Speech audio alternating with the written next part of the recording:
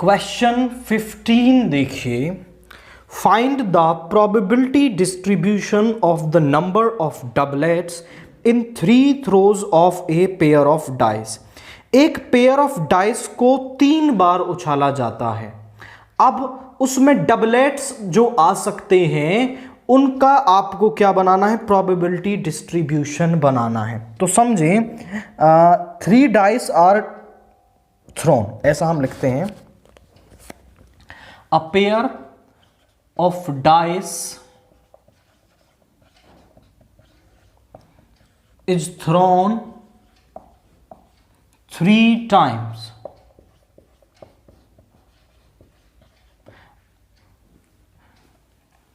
Let S denotes the sample space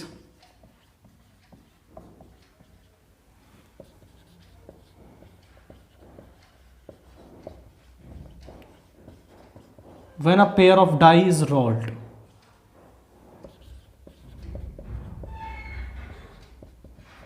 जब एक pair of dice को फेंका जाता है तो हमने S उसके लिए सैंपल स्पेस लिखा और उसमें एलिमेंट्स आ सकते हैं 1,1, 1,2 से 6,6 तक, जो सैंपल स्पेस जनरली 2 डाइस को फेंकने पर बनता है। अब यहां पर बात हो रही है डबलेट्स की। डबलेट मतलब जैसे 1,1, 2,2, 3,3, ऐसे डबलेट्स कितने आ सकते हैं उनका प्रोबेबिलिटी डिस्ट्रीब्यूशन हमें बनाना है। तो हम यहां मान लेते हैं let A denotes the event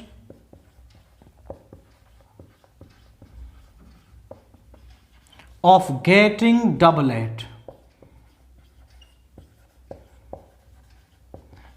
and B denotes the event of not getting the doublet।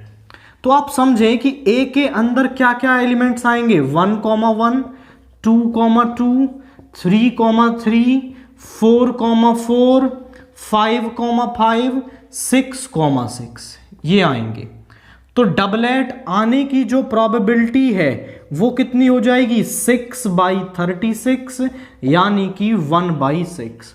और ना आने की प्रोबेबिलिटी होती है 1 में से उसके आने की प्रोबेबिलिटी सबट्रैक्ट कर दो।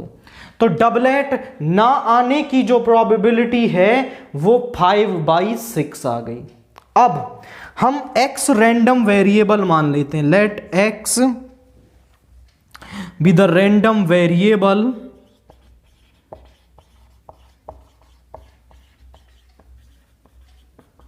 For doublet. तो डबलेट के लिए हमने रैंडम वेरिएबल x मान लिया। Clearly x can take values. अब समझें डाइस को कितनी बार फेंका जा रहा है, पेयर ऑफ डाइस को 3 बार फेंका जा रहा है। अब हो सकता है कि एक भी बार डबलेट ना आए, 1 बार आ जाए, 2 बार डबलेट आ सकता है, मैक्सिमम 3 बार डबलेट हमारे पास आ सकता है। तो x की जो वैल्यूज हैं वो हो सकती हैं 0, 1, 2, 3। सबसे हम पहले निकाल रहे हैं Px is equal to 0, that means probability of getting no doublet, कि हमें कोई डबलेट ना मिले।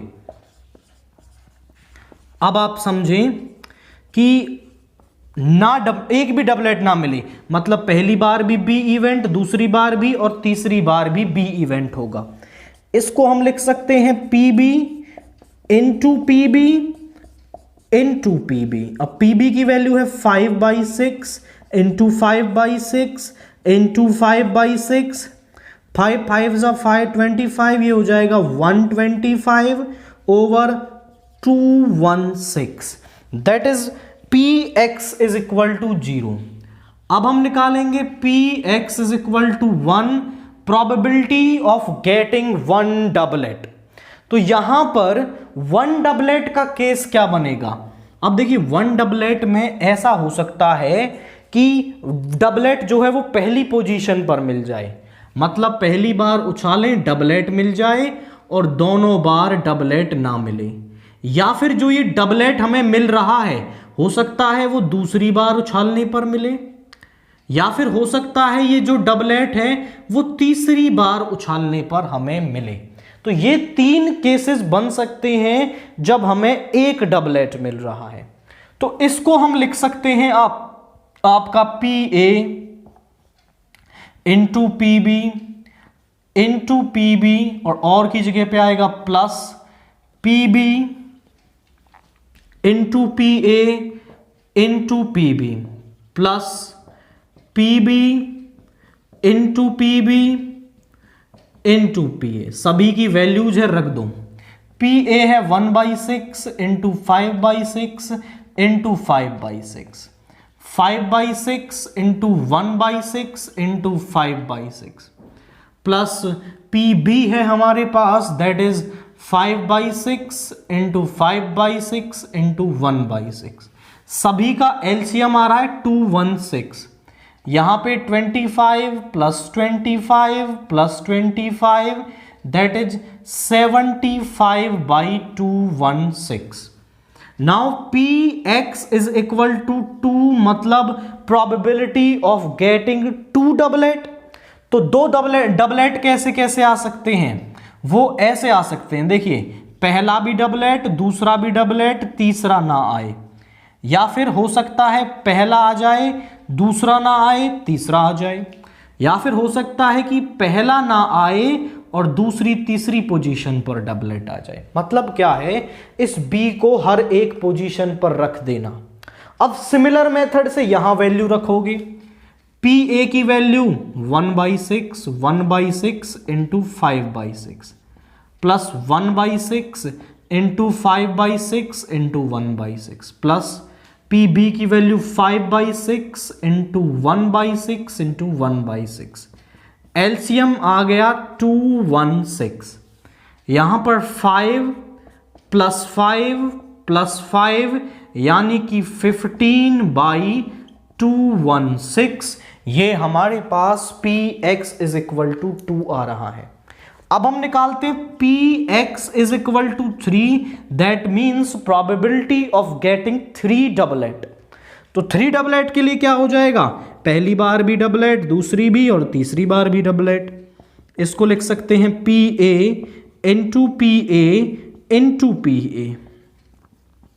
तो यहां पे PA की वैल्यू 1/6 1/6 1/6 यानी 1/216। तो हमें सभी वैल्यूज मिल गई। अब हम प्रोबेबिलिटी डिस्ट्रीब्यूशन लिख सकते हैं। प्रोबेबिलिटी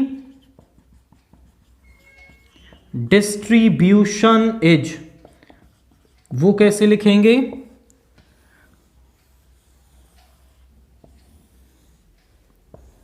यहां x लिखेंगे, यहां Px लिखेंगे, x 0 1 2 and 3। Px is equal to 0 की वैल्यू है 125/216, x इज इक्वल टू 1 की वैल्यू है 75/216, इसकी वैल्यू है 15/216 एंड 1/216। तो ये हमारे पास प्रोबेबिलिटी डिस्ट्रीब्यूशन की वैल्यू आ रही है। इसके बाद क्वेश्चन 16 देखिए, find the area of parallelogram whose adjacent sides are.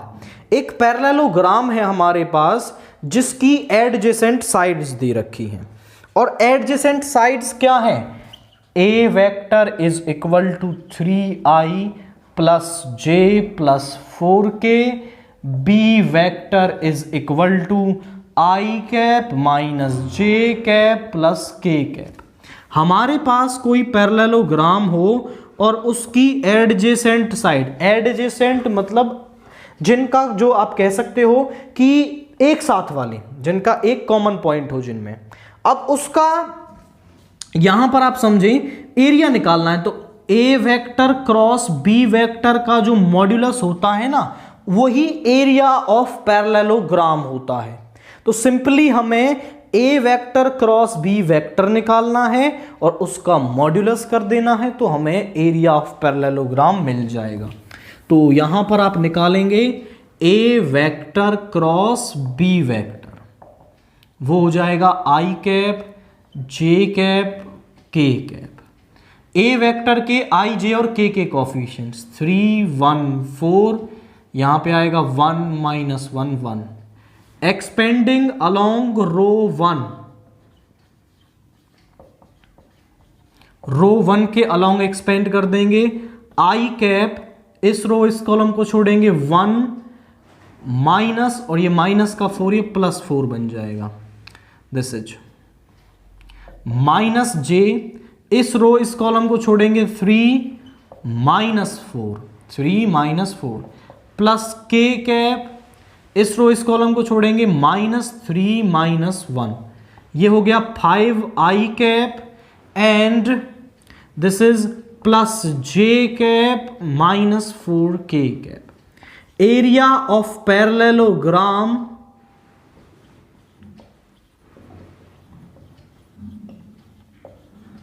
with adjacent sides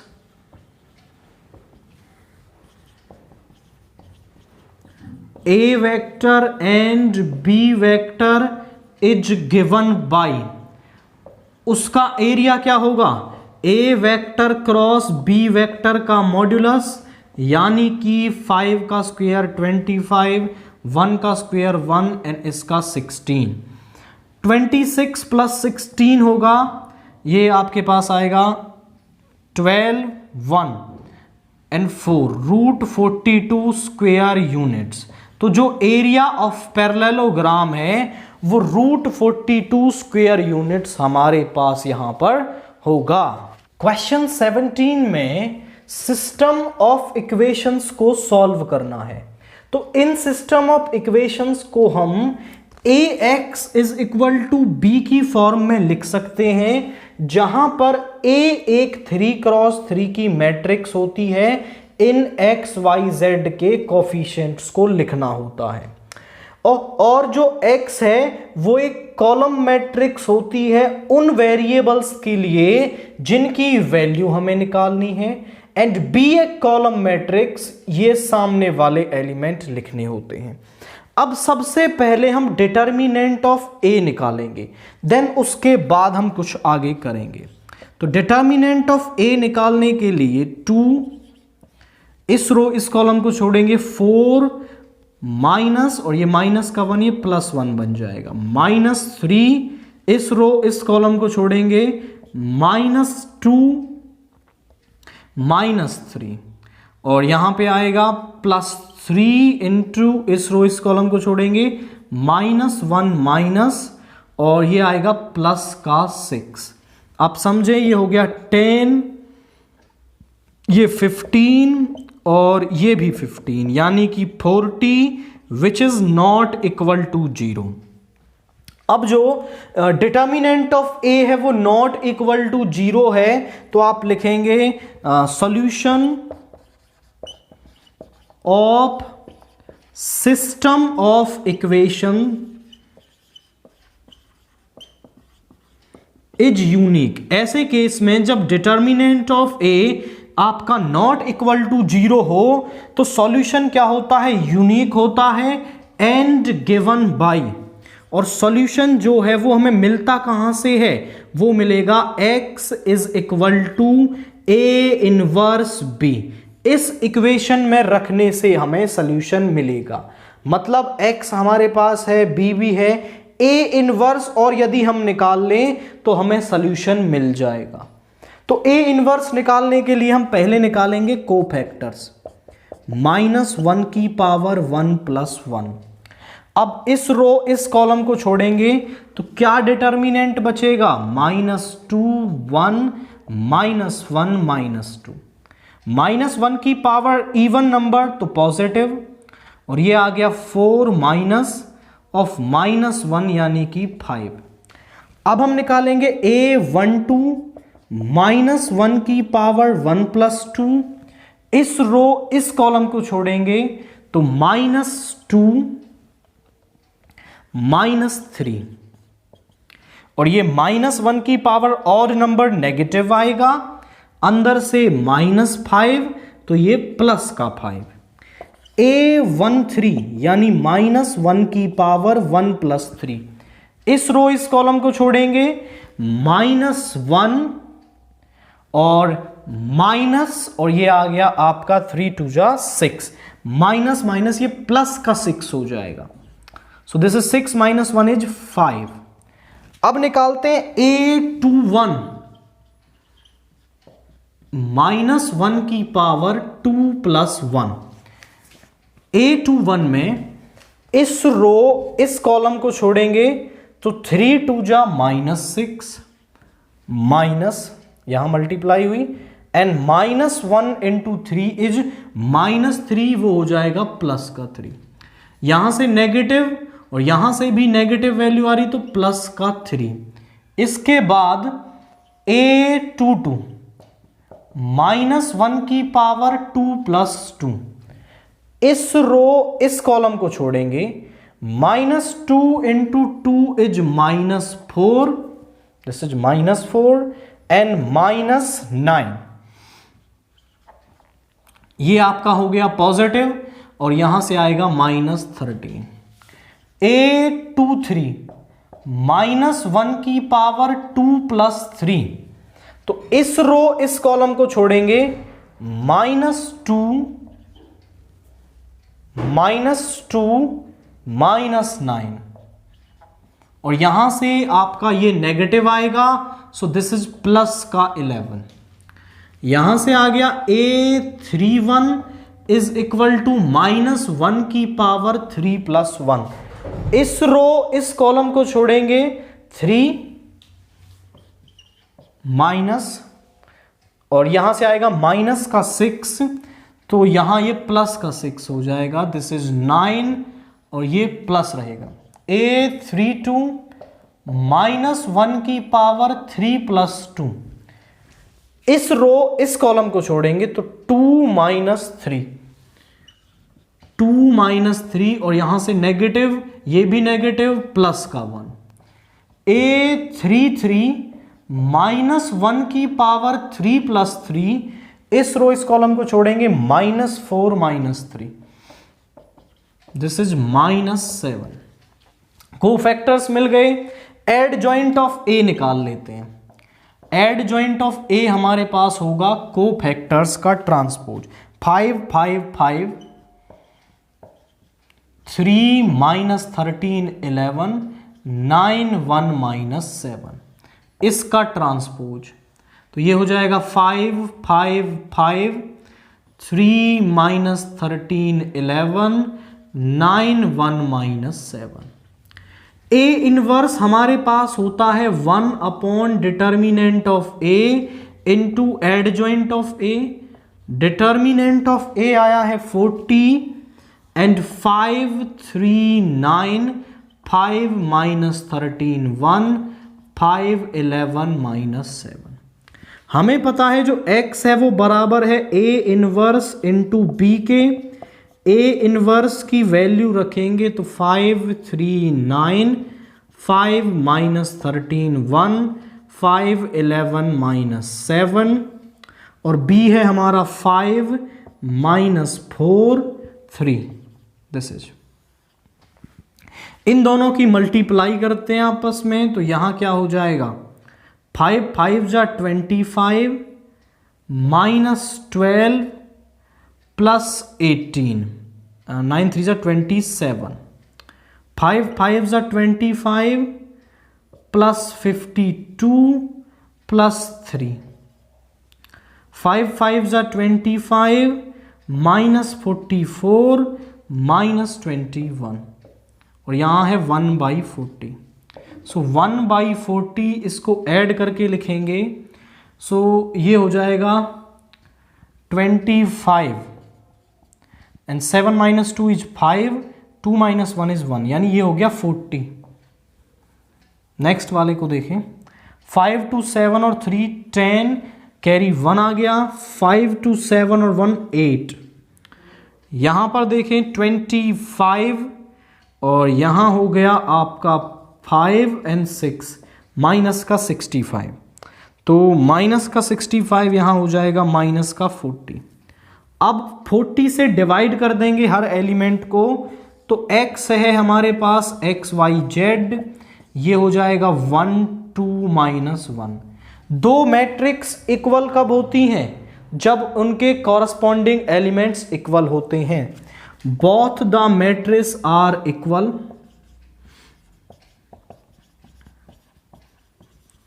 therefore their corresponding elements are equal, therefore their corresponding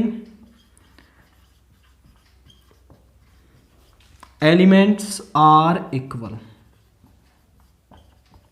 तो उनके कॉरस्पॉन्डिंग एलिमेंट्स क्या होंगे? इक्वल होंगे।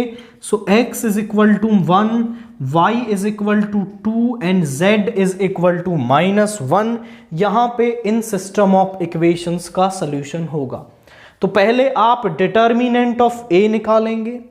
आफ्टर दैट अगर डिटर्मिनेंट ऑफ जो a है वो नॉट इक्वल टू 0 आता है, देन आप x is equal to a inverse b यहां वैल्यू पुट करेंगे एंड x की वैल्यू को फाइंड आउट करेंगे।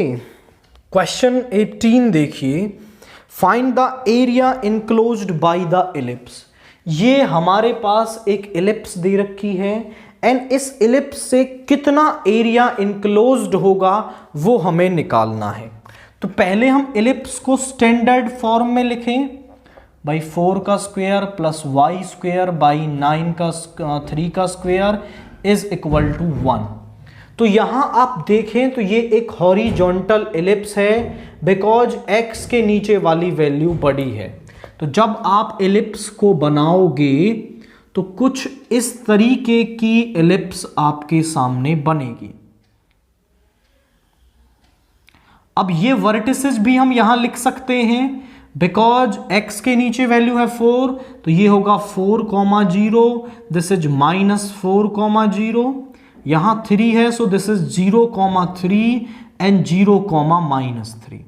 और ये इलिप्स कंप्लीट कितना एरिया बना रही है ये हमें निकालना है। अब आप देखें तो जो इलिप्स है वो एक्सिस के अलोंग सिमेट्रिक होती है, मतलब जितना एरिया ऊपर उतना नीचे, जितना इस तरफ उतना इस तरफ। अगर मैं ये फर्स्ट क्वाड्रेंट वाला एरिया निकाल लूं OAB तो मुझे कंप्लीट इलिप्स का एरिया मिल जाएगा इस एरिया को 4 से मल्टीप्लाई करने पर।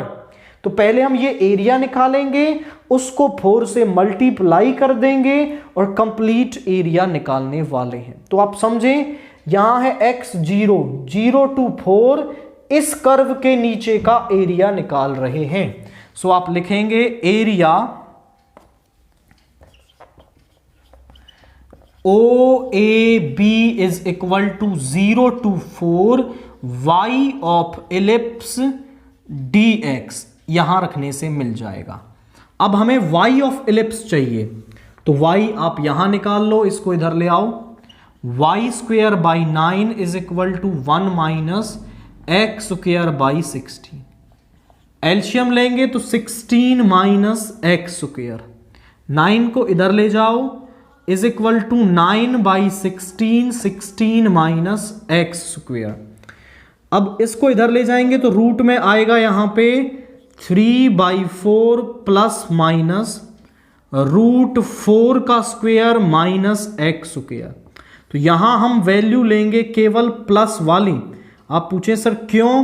क्योंकि जो y है वो इन द फर्स्ट क्वाड्रेंट है एंड फर्स्ट क्वाड्रेंट में y होता है पॉजिटिव, सो दैट्स वाई हम केवल पॉजिटिव वैल्यू को ही यहां पर कंसीडर कर रहे हैं। तो यहां रखेंगे 0 to 4 3/4 √4 square minus x square dx। 3/4 को बाहर ले लेंगे, 0 to 4 √4 square minus x square dx।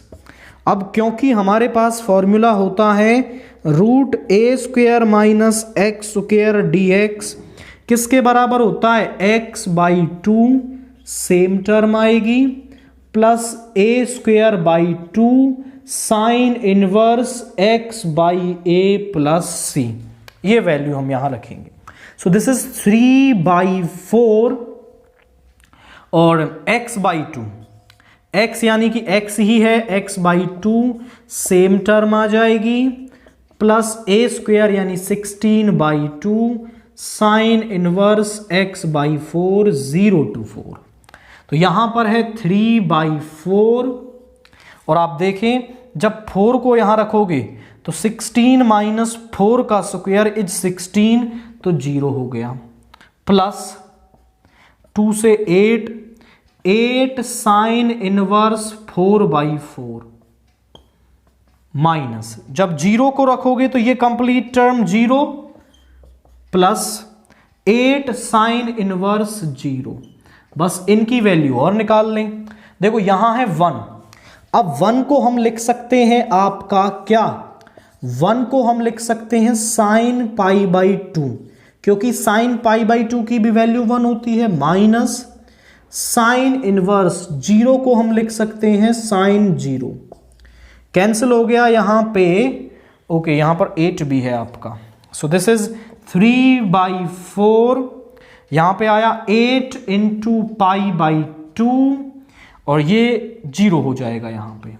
सो 2 से 4 से 4 इज 3π स्क्वायर यूनिट्स। बट ये तो केवल फर्स्ट क्वाड्रेंट का एरिया है और हमें एरिया निकालना है कंप्लीट इलिप्स का।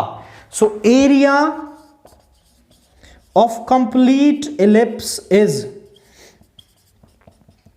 कंप्लीट इलिप्स का जो एरिया है वो आपका क्या होगा, वो होगा 4 इंटू 3π यानी कि 12π स्क्वायर यूनिट्स। तो केवल हमने क्या अप्रोच फॉलो अप की है कि हमने फर्स्ट क्वाड्रेंट का एरिया निकाल लिया, फिर उसको 4 से मल्टीप्लाई किया तो हमें यहां उसका कंप्लीट एरिया मिल गया है। इसके और वाला पार्ट देखिए, let i is equal to 0 to π/2 log sin x dx, इसकी वैल्यू हमें निकालनी है। आप समझें कि ये जो क्वेश्चन है वो अपने आप में ही एक बहुत ट्रिकी क्वेश्चन है।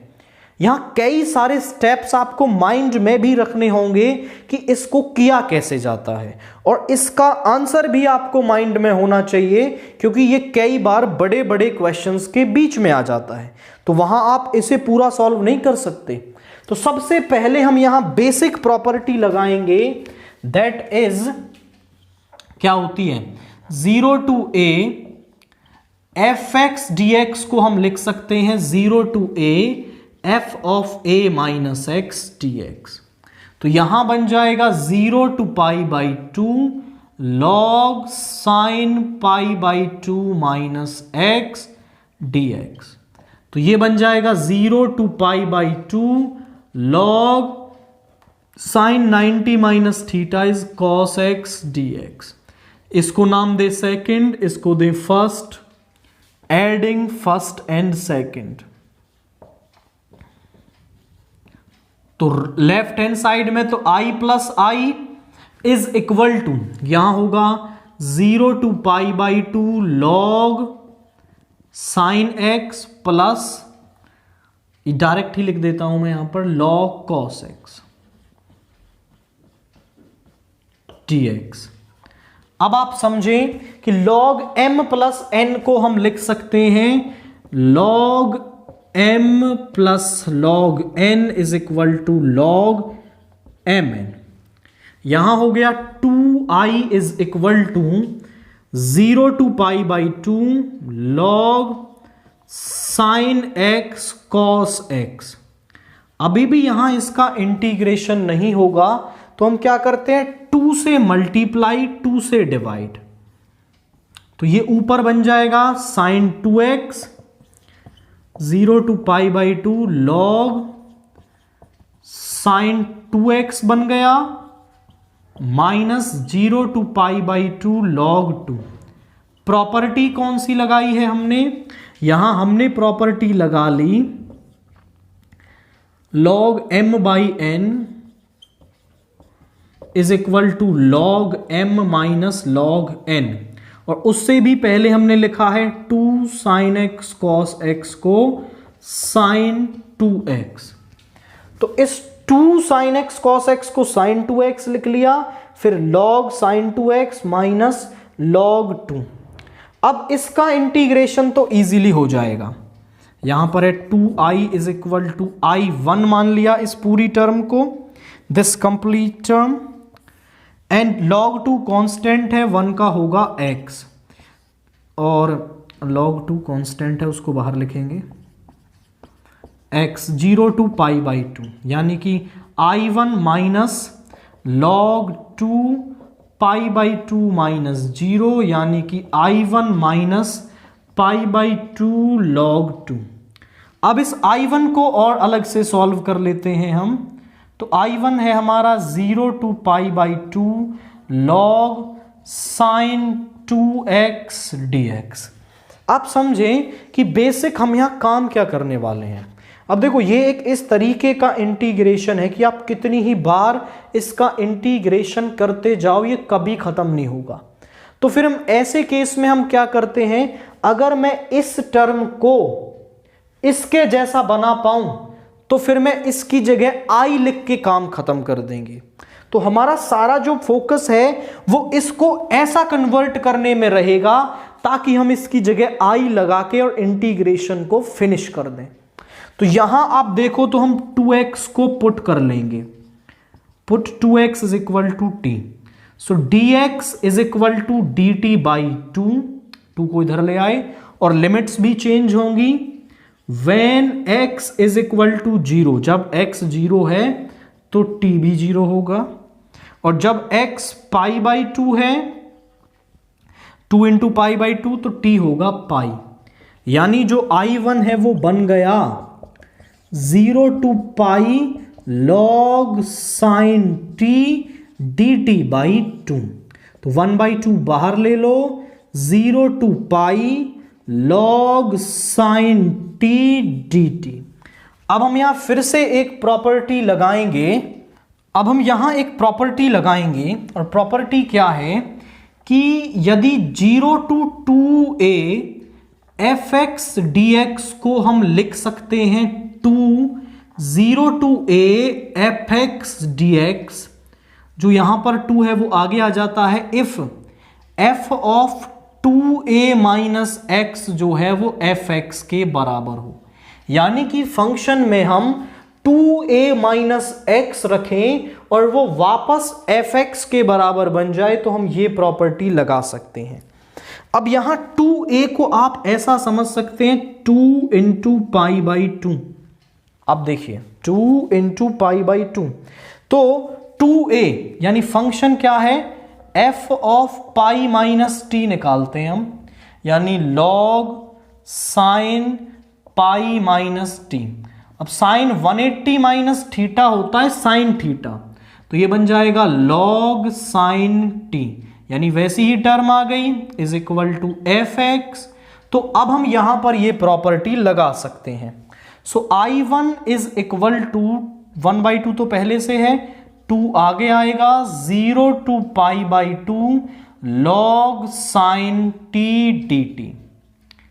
अब अगर आप ध्यान से देखें तो 0 to pi by 2 log sine t d t, हमारा काम था कि हम इसको i के जैसा बना सकें। अब केवल फर्क क्या है कि यहां पर t है और हमारे पास सबसे पहली बेसिक प्रॉपर्टी होती है कि 0 to a f t d t को मैं लिख सकता हूं 0 to a f x d x. मतलब किसी भी इंटीग्रल में हम वेरिएबल को चेंज कर सकते हैं, उससे इंटीग्रेशन की जो इंटीग्रांड है उसकी वैल्यू पर कोई डिफरेंस नहीं आता। तो इसको हम लिख सकते हैं 0 to pi by 2 log sine x dx, this is I1, और इसको हम लिख सकते हैं I, यानी I1 की वैल्यू सॉल्व होके हमारे पास यहां पर I आ रही है। अब इसको पुट करेंगे हम सेकंड में, पुटिंग इन सेकंड, तो यहां पर 2i is equal to I1 की जगह रखोगे I minus pi by 2 log 2, इसको इधर ले आएंगे 2i minus I is equal to minus pi by 2 log 2, यानी i is equal to minus pi by 2 log 2। ये हमारे पास इस इंटीग्रेशन को सॉल्व करने से आएगा। आप समझे कि हमने जो सारा ध्यान है वो किस पर दिया है, वो हमने इस बात पर दिया है कि यहां आने के बाद ये जो टर्म है हमारी वो वापस log sin x बन जाए, क्योंकि वैसे तो आप करते जाइए इंटीग्रेशन खत्म ही नहीं होगा। तो हमें फिर यही सोचना होता है कि जैसे तैसे करके हम इसको i बना दें, फिर हम इसकी जगह i रखते हैं और इंटीग्रेशन इजीली हो जाता है। क्वेश्चन 19 देखिए, find the shortest distance between the lines. ये लाइंस हमें दे रखी हैं एंड इनके बीच की शॉर्टेस्ट डिस्टेंस हमें निकालनी है। आप समझें कि जो लाइन है, लाइन की इक्वेशन इस तरीके की हो, a1 vector plus lambda b1 vector, r vector is equal to a2 vector plus mu b2 vector. तो इनके बीच में जो शॉर्टेस्ट डिस्टेंस है उसका फॉर्मूला होता है a2 vector minus a1 dot b1 cross b2 का मोड और नीचे b1 क्रॉस b2 का मॉड्यूलस। सिंपली इस फॉर्मूले में वैल्यूज रख के हमें इनके बीच की शॉर्टेस्ट डिस्टेंस मिल जाएगी। तो सबसे पहले तो हम a1 a2 b1 b2 निकालेंगे। तो इन्हें नाम दो first and second. Comparing first and second with r vector is equal to a1 vector plus lambda b1 vector and r vector is equal to a2 vector plus mu b2 vector respectively। इसके साथ हम इसको क्या करेंगे, compare करेंगे। तो जो a1 vector है वो क्या आ जाएगा हमारे पास, देखिए a1 आ जाएगा i cap plus 2j cap plus k cap, b1 vector आ जाएगा i cap minus j plus k, a2 vector आ जाएगा आपके पास 2i minus j minus k, b2 vector आ जाएगा 2i plus j plus 2k। अब हमें चाहिए a2 vector minus a1 vector. 2 minus 1 is 1i cap, minus 1 minus 2 is minus 3j cap, and this is minus 2k cap। b1 cross b2 निकालें, i cap j cap k cap, b1 vector के i j और k के coefficients 1 minus 1 1 2 1 2। सो expanding along रो 1 क्या आएगा, यहां पे आएगा i cap, इस रो इस कॉलम को छोड़ेंगे, -2 -1 माइनस j कैप, इस रो इस कॉलम को छोड़ेंगे 2 -2 प्लस k कैप, इस रो इस कॉलम को छोड़ेंगे तो 1 यहां जाएगा माइनस माइनस ये प्लस का 2, this is -3i cap 0j cap plus 3k cap, this is b1 cross b2। अब आप बोलेंगे शॉर्टेस्ट डिस्टेंस बिटवीन लाइंस,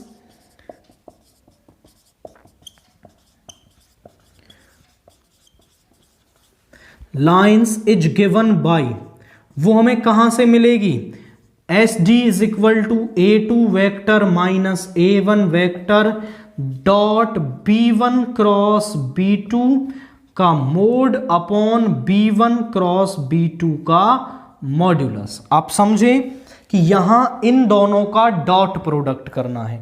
तो a2 माइनस a1 है ये, 1 into -3 is -3, 0 into -3 is 0 and 3 into -2 is -6, इसका mode, और नीचे b1 क्रॉस b2 का मॉड्यूलस, यानी 3 का स्क्वायर 9, 3 का स्क्वायर 9 एंड 0 का 0, -9 का मॉड्यूलस हो जाएगा +9 √18, रेशनलाइजेशन कर दो तो ये हो जाएगा आपका 9√18/18।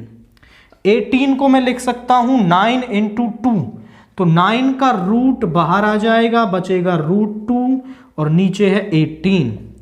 9 से 2 यानी 3√2/2 यूनिट्स हमारे पास क्या आएगी, इन दोनों लाइंस के बीच की जो डिस्टेंस है वो आ जाएगी। तो सिंपली आप इनके बीच का फॉर्मूला लगाएंगे एंड फिर आपको लाइंस के बीच की जो शॉर्टेस्ट डिस्टेंस है वो यहां मिल जाएगी।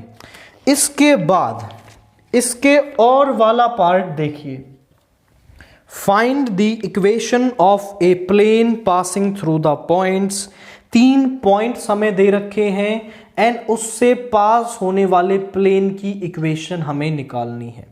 तो 3 पॉइंट से पास होने वाली प्लेन के लिए हमारे पास सीधा फॉर्मूला होता है, हम वहां वैल्यू रखेंगे और उसको निकालेंगे। तो इक्वेशन ऑफ ए प्लेन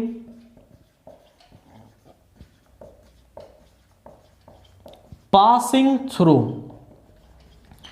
किन पॉइंट से पास हो रहा है वो, passing through 1, 1, 0, 1 to 1 and -2, 2, -1 is given by.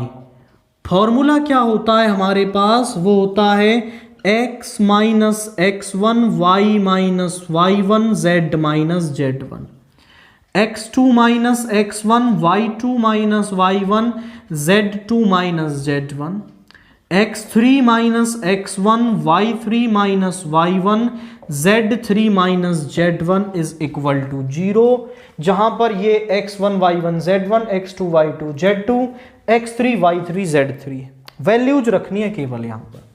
तो यहां बन जाएगा x - 1 y - 1 z - 0, x2 - x1 यानी 1 - 1 is 0, 2 - 1 is 1 and 1 - 0 is 1, -2 - 1 is -3, 2 - 1 is 1, -1 - 0 is -1 is equal to 0। अब इस डिटर्मिनेंट को एक्सपेंड कर लें, एक्सपेंडिंग अलोंग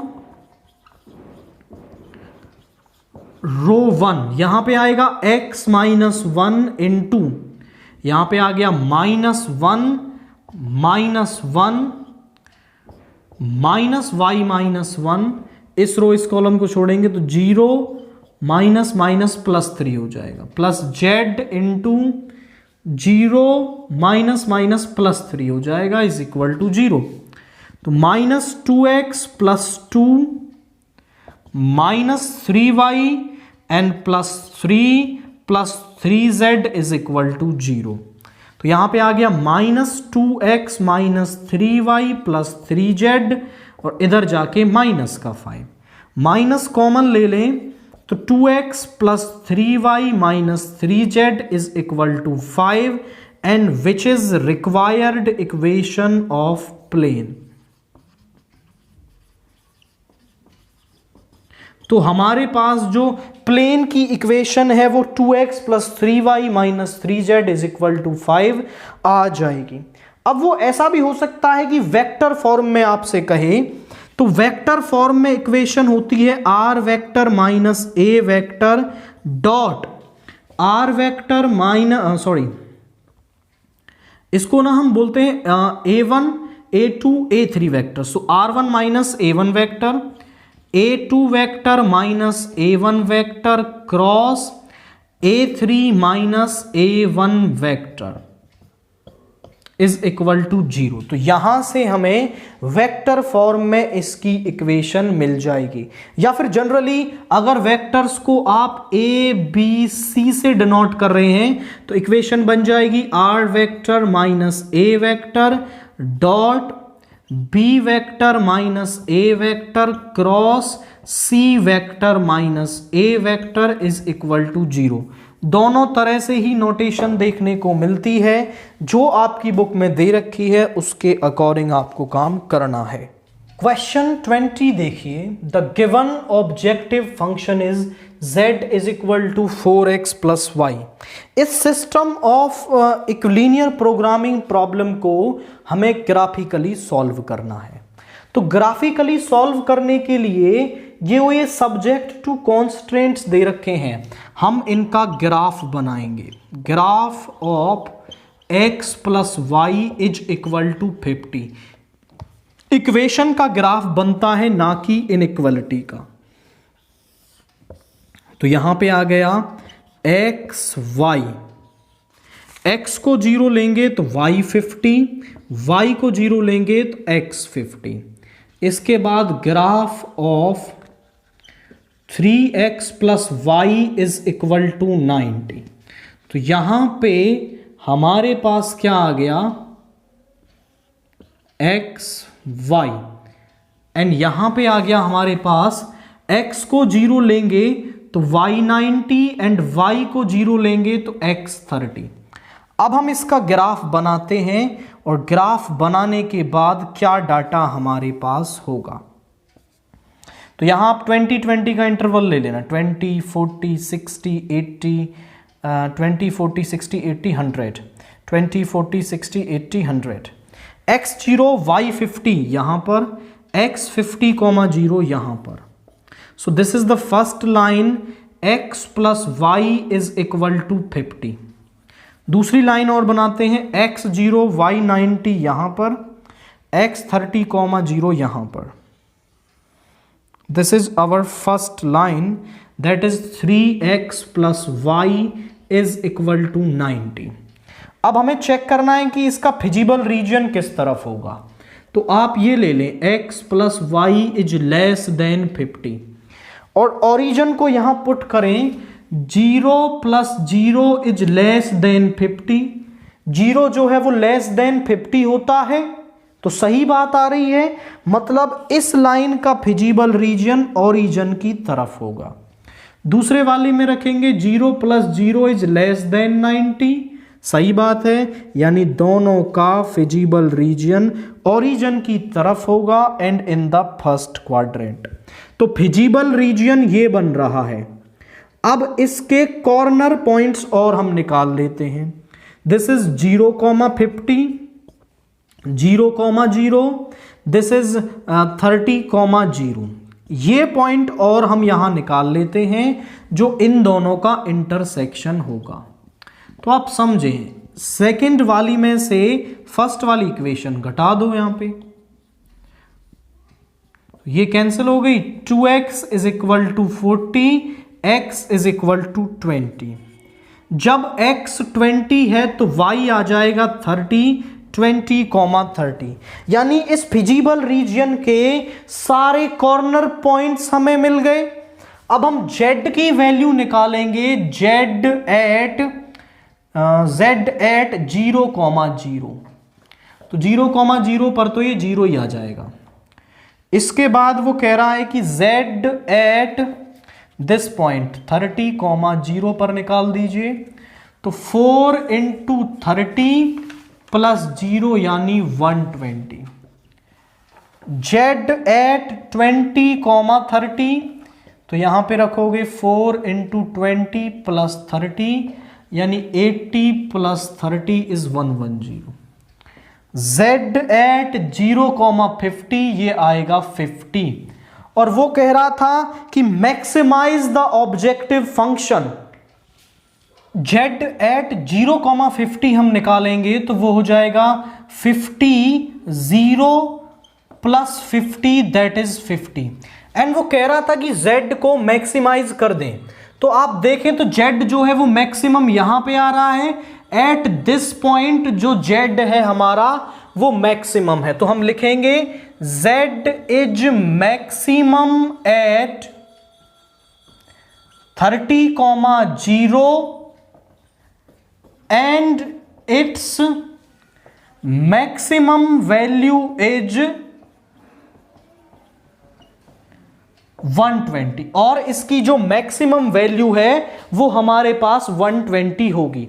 तो यहां पे पहले आपको इसका ग्राफ बना लेना है एंड आफ्टर दैट आप फिजिबल रीजन के कॉर्नर पॉइंट्स पर वैल्यू निकालोगे तो आपको यहां पर मैक्सिमम वैल्यू मिल जाएगी।